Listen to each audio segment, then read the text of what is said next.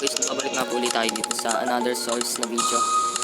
So ngayon, okay, real, mag-crop ulit, ayun, tapusin ulit natin itong Ilikos. Punta muna tayo sa potion. Tingnan natin yung part ito, mag-crop. Okay. Tapos na tayo, isang gilded na lang. Pop up na ako ng ano. Base potion. Strange controller. May 11 minutes cooldown. Okay, tapos na pala ang ating ano.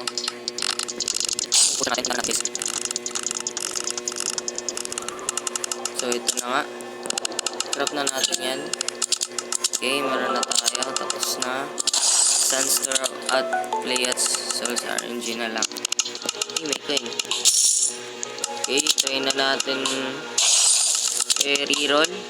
Please, sana huwag mahirap. Okay, that's number 1. Okay, number 2.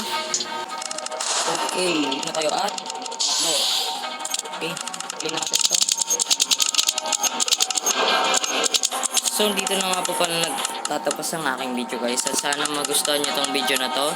Please leave a like and subscribe. Peace!